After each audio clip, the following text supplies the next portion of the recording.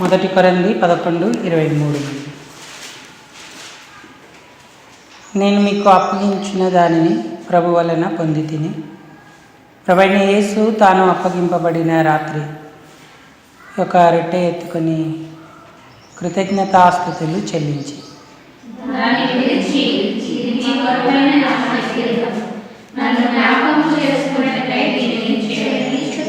ఆ ప్రకారమే భోజనమైన పిమ్మట ఆయన పాత్రని ఎత్తుకొని, ఈ పాత్ర నా రక్తం వలనైన క్రొత్త నిబంధన, మీరు దీనిలోనిది త్రాగునప్పుడెల్లా నన్ను జ్ఞాపకం చేసుకొనుటకై దీన్ని చేయడని చెప్పెను.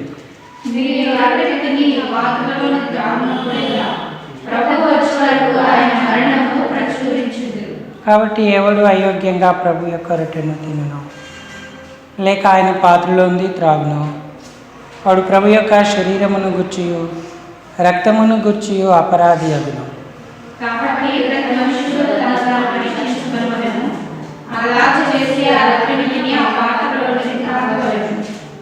ప్రభు శరీరమని వివేచింపక తిని త్రాగువాడు తనకు శిక్షావిధి కలుగుటకే తిని త్రాగుచున్నాడు.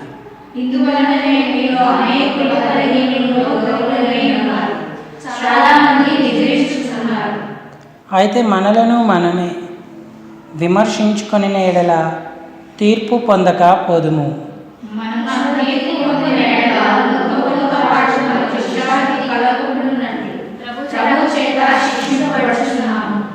అలాగనే యాకోబు పత్రిక కొత్త నిబంధన గ్రంథం 212వ పేజీ 4వ అధ్యాయం. యాకోబు పత్రిక 4వ అధ్యాయము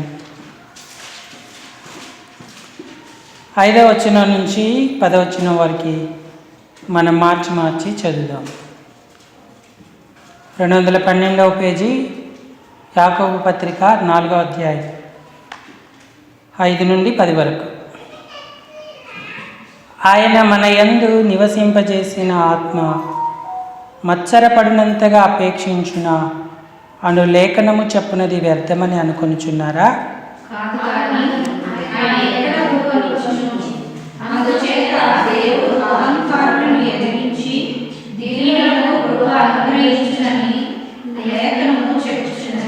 కాబట్టి దేవునికి లోబడి ఉండుడి, అపవాదిని ఎదిరించుడి, అప్పుడు వాడు మీ యొద్ద నుండి పారిపోవును.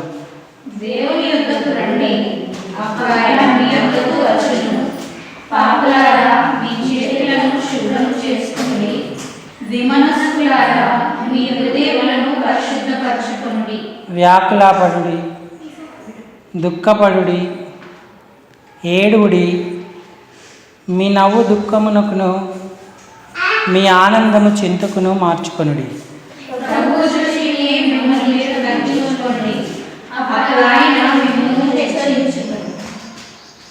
చాలండి, నాతో చెప్పండి చిన్న మాట.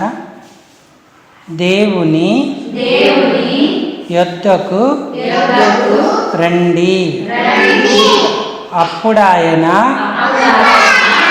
మీ యొద్దకు వచ్చును. చాలండి. చదువుకున్న లేఖన భాగం చేరి రాగలిగిన మన హృదయాలకు ఈ మధ్యాహ్నం ప్రభు యొక్క ప్రసన్నత ప్రత్యక్షతలను అనుభవించుటకు హెచ్చరికగా, పురిగొల్పుగా, ఆశీర్వాదకరంగా, దీవెనకరంగా ప్రేమగల దేవుడు చేయునుగాక. ఆమేన్. ప్రియులారా, మనం దేవుని వాక్యం మీద మన మనస్సు నిలుపుకుందాం.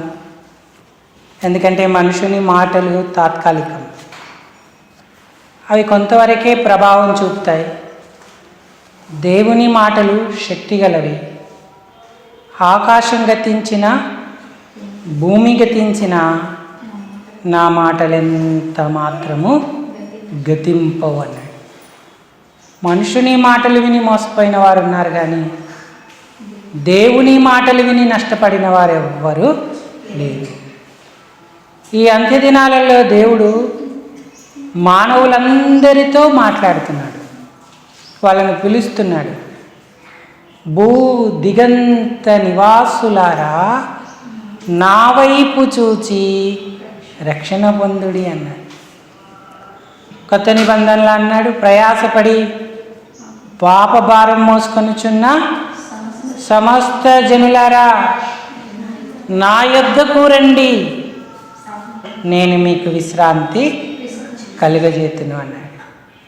పాపులను రక్షించుటకు క్రీస్తు యేసు లోకమునకు వచ్చినను మాట నమ్మి ఆయన యొద్దకు వచ్చిన వారందరికీ ఆయన సంపూర్ణ విమోచన, పాపక్షమాపణ కలుగజేస్తూ ఉన్నాడు. ఆయన దగ్గరికి వచ్చిన రాహాబు, ఆమె ఇంటి వారందరూ రక్షించబడ్డారు. ఆయన దగ్గరికి వచ్చిన నయమాను కుష్ఠరోగం పొడగొట్టుకున్నాడు. ఆయన దగ్గరికి వచ్చిన ఎంతోమంది తమ జీవితాలను మార్చుకున్నారు. సమరయ స్త్రీ మార్పు నొందింది. నపుంసకుడు దేవుని సంకల్పాన్ని నెరవేర్చుకొని బాప్తిస్వంలో సాక్ష్యమిచ్చి ధన్యుడయ్యాడు. ఇథియోపియా దేశానికి వెళ్ళిపోయి దేవుని రాజ్యాన్ని, దేవుని నామాన్ని మహిమపరుస్తూ కట్టగలిగాడు. ఈనాడు రక్షణ లేని వారందరూ ఆయన దగ్గరికి రావాలి. ఆయన స్వరం విని ఆయనకు లోబడితే వారందరికీ దేవుడి రక్షణ ఇస్తాడు. ఆయన మానవుల పాప పరిహారార్థమై శిలువలో ప్రాణం పెట్టాడు, రక్తం కార్చి చనిపోయి సమాధి నుంచి తిరిగి లేపబడ్డాడు. మనం కులం, మతం, ఏదో వస్త్రం ఏదీ మార్చుకోక్కర్లేదు. హృదయ పరివర్తన చెంది పశ్చాత్తాపంతో నేను పాపిని ప్రభువుని ఒప్పుకుంటే ఉచితంగా ఆయన రక్షణ ఇస్తాడు.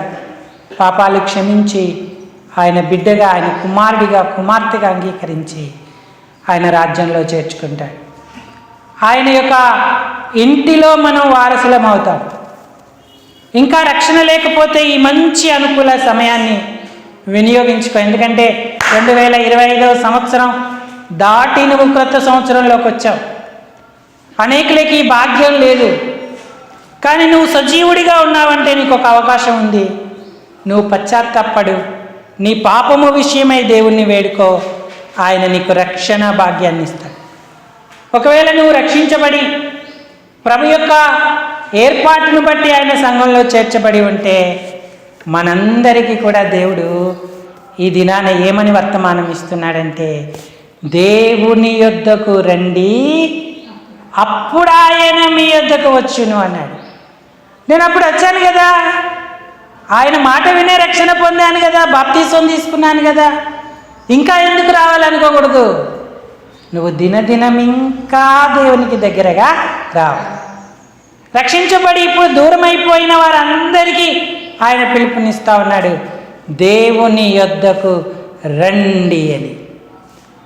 సమాజంగా కూడుకోవడం, వ్యక్తిగతంగా ఆయనకు దగ్గరగా ఉండి ఆయన వాక్యాన్ని ధ్యానిస్తూ ప్రార్థనలో గడుపుతూ పరిశుద్ధతను, దేవుని ఆత్మాభిషేకాన్ని పొందుకొని మనం ఆయన వెలుగులో నడుస్తూ లోకానికి ఆయన వెలుగు అందించాల్సినటువంటి వారంగా ఉన్నాం. ఇశ్రాయేలును దేవుడు అందుకొరకే ఏర్పరచుకున్నాడు. కానీ ఇశ్రాయేలు దేవునికి దూరమైపోయింది. ఇర్మియా గ్రంథంలో ఇశ్రాయేలును దేవుడు ఏమన్నాడంటే, ద్రోహిణియగు ఇశ్రాయేలు అన్నాడు. మేము దేవుని పిల్లలం, దేవుడు మా తండ్రి అని చెప్పుకునే ఇశ్రాయేలు దేవునికి ద్రోహం చేసి దేవునికి వ్యతిరేకంగా నడుస్తూ లోకంలో సంచరిస్తూ ఉంది. ఎంతో శ్రమ, కష్టం, బాధ కలిగినప్పటికీ కూడా ఆయన వైపు తిరగట్లేదు. నువ్వు అటు ఇటు తిరుగుట మాని నా యొద్దకే రావాలను అన్నాడు దేవుడు. చూడండి, ఇర్మియా గ్రంథం 4వ అధ్యాయంలో అంటున్నాడు, ఓ ఇశ్రాయేలు, నీవు రానుద్దేశించిన ఎడల నా యొద్దకే రావాలను. 4వ అధ్యాయం 1వ వచనం, ఇదే యెహోవా వాక్కు, ఇశ్రాయేలు నీవు తిరిగి రానుద్దేశించిన ఎడల ఎవరి దగ్గరికి రావాలంట? నా యొద్దకి, అంటే దేవుని యొద్దకే రావాలి. కాబట్టి రక్షణ పొంది దేవుని బిడలమైన మనం ఎంతెంత దూరంలో ఉన్నాం? వాక్యానికి దూరమై ఉన్నామా? ప్రార్థనకు దూరమై ఉన్నామా? ప్రభు యొక్క రక్తదేహాలకు, సంఘ సహవాసానికి దూరమై ఉన్నామా? నీవు రానుద్దేశించిన ఎడల నా యొద్దకే తిరిగి రావలెను. నువ్వు అటు ఇటు తిరుగుట మానవలేను అంటున్నాడు. కాబట్టి రక్షించబడి దేవుని పిల్లలమైన మనం ఆయన యొద్ద ఉన్నామా? ఆయన ప్రసన్నత కాంతిని అనుభవిస్తూ ఉన్నామా? ఇశ్రాయేలు వలె దూరంగా, ఇశ్రాయేలు వలె రాకుండా ఉంటూ ఉన్నామా? రక్తదేహాలలో పాలు పొందే ముందు స్వపరిశీలన చేసుకొని పాలు పొందాలి. ఎప్పుడైతే స్వపరిశీలన లేదో మన హృదయం కఠినమవుతుంది, మనం శిక్షావిధి కలుగుటకే పాలు పొందుతాం. కాబట్టి ప్రభు యొక్క రక్తదేహాలు సమీపించేవారు మనల్ని మనం జాగ్రత్తగా పరిశీలించుకొని ఆయనలో పాలు పొందాలి. ఆయన యొద్దకు వస్తే ఆయన మన యొద్దకు వస్తాడు. ఆయనకు లోబడితే అపవాదిని ఎదిరించినప్పుడు వాడు పారిపోతాడు. దేవునికి లోబడి ఉంటే, ప్రభు దృష్టికి మనల్ని మనం తగ్గించుకుంటే ప్రభువు మనలను హెచ్చించును అంటే. దేవుని దగ్గరనే మనకి ఇన్ని దీవెనలు ఉన్నాయి. మరి ఈ నూతన సంవత్సరం నీ తీర్మానం ఏంటి? సంఘం అంటే ఏదో లోకంలో ఉన్న ఒక ఆర్గనైజేషన్, సంస్థ లాంటిది కాదు. ఈ సంఘం మనుషులు స్థాపించలేదు, దేవుడే తన స్వరక్తమిచ్చి సంపాదించాడు. దేవుడు తన క్రయాన్ని చెల్లించాడు. నిన్ను నన్ను ఎన్నుకున్నాడు. ఈ స్థానిక సంఘంలో ఒక స్థానంలో, ఒక బాధ్యతలో మనల్ని ఉంచాడు. అవి తప్పించుకొని తిరగద్దు. మొట్టమొదట ఆ స్థలంలో మనం నిలిచి, ఆ స్థానంలో మనం నిలిచి ఆయనను సేవించడానికి అనుకూలంగా మంచి నిర్ణయాలతో వాక్య ప్రకారం ప్రభువులో మనం నడవాల్సిన వారంగా ఉన్నాం. అలా లేకపోతే ఆయన సంఘంతో కలిసి మనం సిద్ధపడలేము, ఆయన రాకడలో ఎత్తబడలేము. ప్రభువు మనకిచ్చినటువంటి తలాంతులను ఇతరుల ప్రయోజనము నిమిత్తమై దేవుని మహిమ కొరకు మనం వాటిని వాడలేనటువంటి వారిగా ఉంటాం. అటు దేవుని యొద్దకు రావాలి, దేవుని యొద్దనే ఉండాలి. అప్పుడు దేవుడు సెలవిచ్చే మాటలు ఆలకించి మనం ముందుకు సాగేటువంటి వారంగా ఉండాలి. మనందరికీ తెలిసినటువంటి ఉపమానం, ప్రభు సజీవ దినాలలో, ఆయన సజీవుడిగా భూమి మీద ఉన్న దినాలలో చెప్పిన సంగతులు చూడండి. లూకా రాసినటువంటి శుభవార్తలో ఈ విషయాన్ని మనం గుర్తిస్తాం. లూకా రాసిన శుభవార్త 15వ అధ్యాయానికి రండి.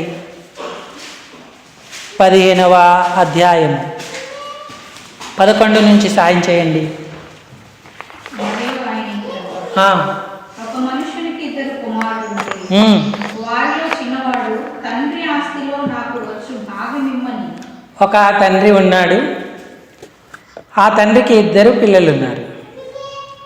పెద్దవాడు మౌనంగానే ఉన్నాడు, తండ్రి దగ్గరనే ఉన్నాడు. కానీ చిన్నవాడు తండ్రి దగ్గరికి వచ్చి ఏమని అడిగాడంటే, ఆస్తిలో నా భాగము నాకు పంచి ఇమ్మని తన తండ్రిని అడిగాడు. అప్పుడు తండ్రి చిన్న కుమారుణ్ణి వారించలేదు, చిన్న కుమారుణ్ణి ఏమీ అనలేదు. అతడు వారికి తన ఆస్తిని ఎందుకంటే ఈరోజు కాకపోతే రేపైనా ఆస్తి పంచాలి. పిల్లలు పెద్దవాళ్ళు అయ్యారు, వాళ్ళ నిర్ణయాలు వాళ్ళు చేసుకుంటున్నారని తండ్రి యోచించి మరి తండ్రి వారికి ఇరువురికి ఆస్తి పంచి ఇచ్చాడు. ఈనాడు దేవుడు మనకు తండ్రిగా ఉన్నాడు. ఆయన మనకు ఫ్రీ విల్, స్వయం చిత్తాన్ని ఇచ్చాడు. మన ఇష్ట ప్రకారం చేయడానికి మనకు స్వతంత్రత ఉన్నా తండ్రి చిత్త ప్రకారం చేసినప్పుడు అది మనకు ఆశీర్వాదం అవుతుంది. కానీ చిన్న కుమారుడు తండ్రి యొద్ద ఉండడానికి ఇష్టపడలేదు. ఎందుకు ఇష్టపడలేదు? ఎందుకంటే తండ్రి ఎప్పుడు ఏదో ఒకటి చెప్తాడుగా, ఆ స్నేహితులతో నువ్వు ఆడొద్దు, ఆ స్నేహితుల దగ్గరికి వెళ్ళొద్దు, వారు మంచివారు కాదు, వాళ్ళతో మాట్లాడొద్దు, వీళ్ళతో మాట్లాడొద్దు, ఇలా ఉండు, అలా ఉండు, సాయంకాలం త్వరగా ఇంటికి రా, రాత్రులు ఎక్కువ సమయం గడపొద్దు, ఇవన్నీ చెప్తా ఉంటే చిన్న కుమారుడికి ఏమనిపించిందంటే, ఎప్పుడు ఇదే గోల, నన్ను ప్రశాంతంగా బయట ఆడుకోనివ్వడు, నా స్నేహితులతో సంతోషింపనివ్వడు, ఇంటికి వస్తే ఇలా ఉండు అలా ఉండు అని నాకు ఎప్పుడు చెప్తా ఉంటాడని విసుక్కొని అసలు ఇక్కడి నుంచి వెళ్ళిపోతే నా స్వతంత్రంగా నేను ఎంత బాగా బతకొచ్చు అనుకున్నాడు. అనుకొని తండ్రిని అడిగాడు. తండ్రి ఆస్తి పంచిచ్చాడు.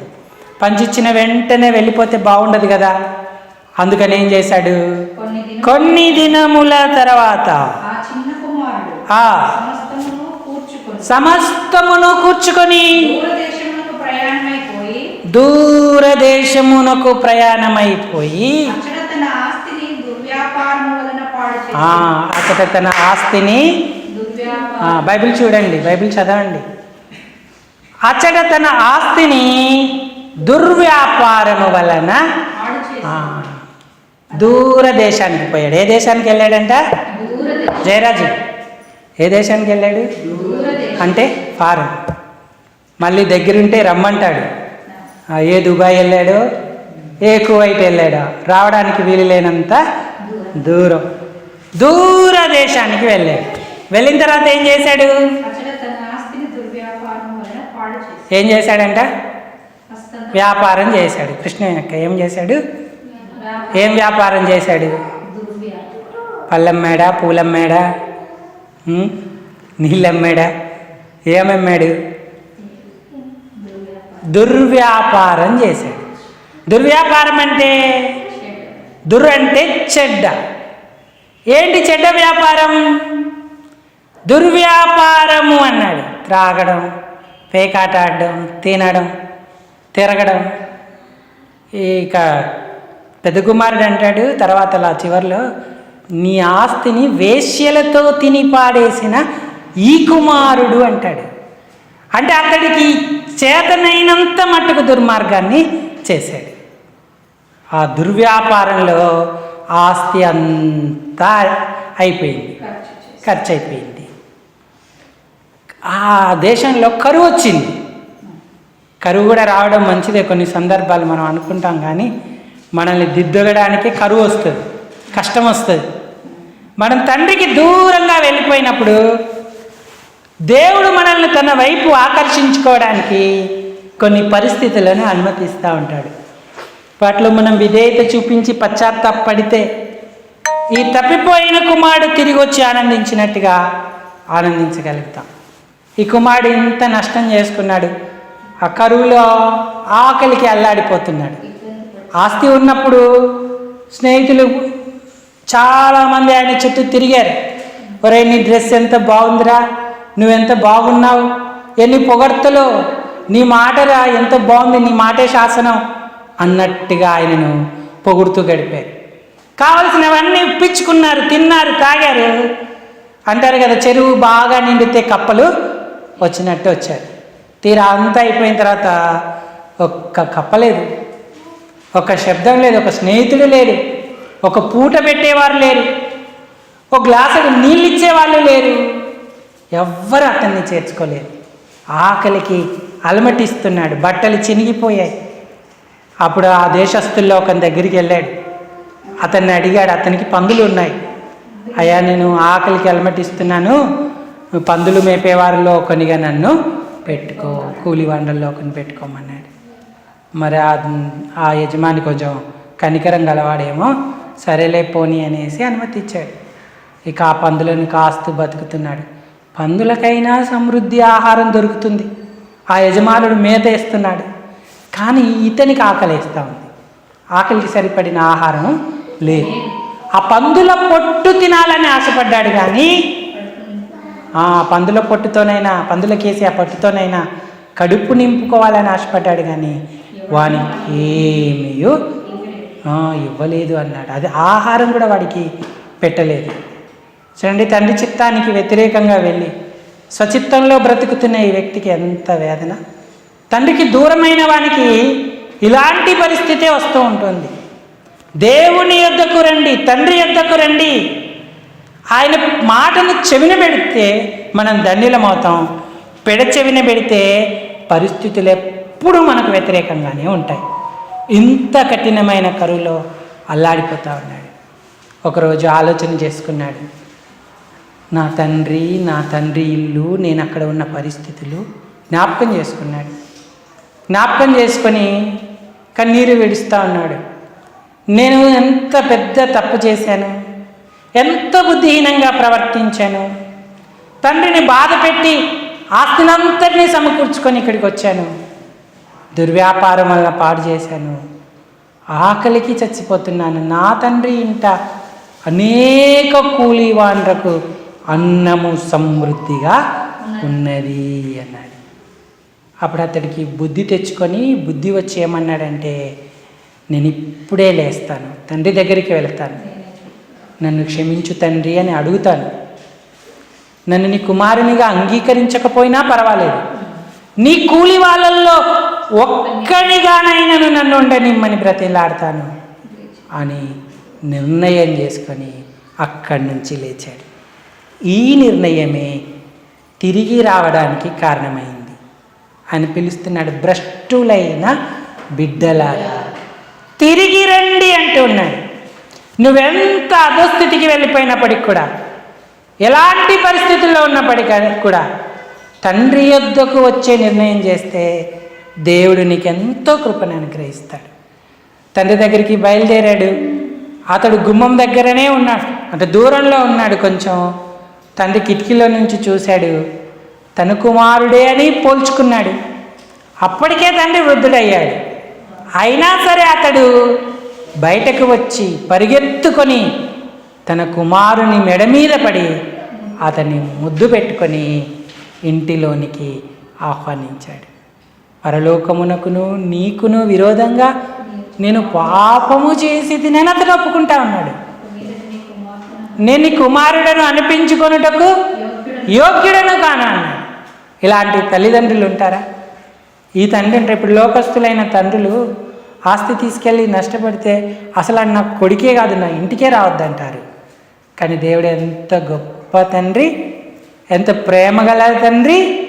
మనం ఎంత భ్రష్టులమైనా సరే ఆయనే ఒక్క తీర్మానం చేసుకొని ఒక్క అడిగేస్తే చాలు, ఇంకా వాడి ఇంటిలోకి కూడా రాలేదు, తండ్రే పరిగెత్తుకెళ్ళి వాడి మెడ మీద పడి వాడిని ముద్దు పెట్టుకొని అన్నాడు. ఎంత దుర్గంధంగా ఉన్నాడు కుమారుడు, పందులు మేపుతా ఉన్నాడు, వాడి డ్రెస్ ఎలా ఉంది, వాడి జుట్టు వాలకం, అసలు వాసనతో అతను అసహ్యంగా ఉంటూ కూడా తండ్రికి అది అనిపించలేదు. మెడ మీద పడి ముద్దు పెట్టుకొని చేర్చుకున్నాడు. అలాంటి గొప్ప ప్రేమ మన దేవుని ప్రేమ. వెంటనే అతడు తన పని వాళ్ళను పిలిచాడు. మన ఒప్పుకోలు, పాపపు ఒప్పుకోల్లో ఎప్పుడైతే ప్రభుకు చెల్లిస్తామో వెంటనే దేవుడు కార్యం చేస్తాడు. ఆయన ఇంట్లో మనకి ఎంత కృపనిస్తాడో చూడండి. లూకా సువార్త 15వ అధ్యాయము 22వ వచనం చదవండి. అయితే తండ్రి తన దాసులను చూచి, ఏ వస్త్రం అంట, వానికి స్నానం చేయించేశారు, వాని తల క్షౌరం చేయించారు. ఆ పాత రోత దుర్గంధంతో నిండిన వస్త్రాలను తీసేశారు. ప్రశస్త వస్త్రము వానికి కట్టండి అన్నావు. రెండవది, ఆయన చేతికి ఉంగరము తొడిగారు. మూడవది, పాదములకు చెప్పులు తొడిగించెను. అంతేకాదు ఇంకేం చేశారు? క్రొవ్విన దూడ వధించారు.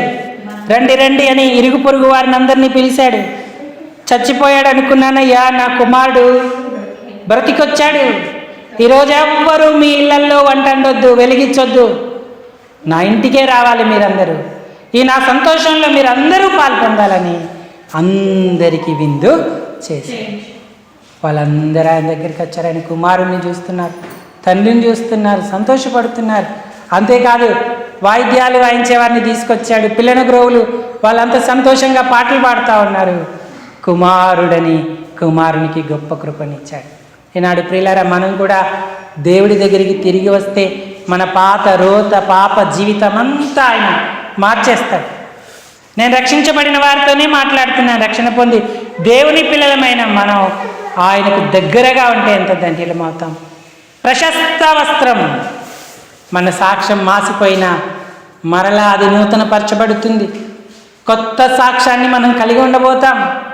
ఇతను మారిపోయాడు, ఇతను అలాంటి స్వభావం కలిగిన వాడు కాదు అని తండ్రి దగ్గర, ఊరు వారందరి దగ్గర మంచి సాక్ష్యాన్ని మనం సంపాదించుకోగలుగుతాం.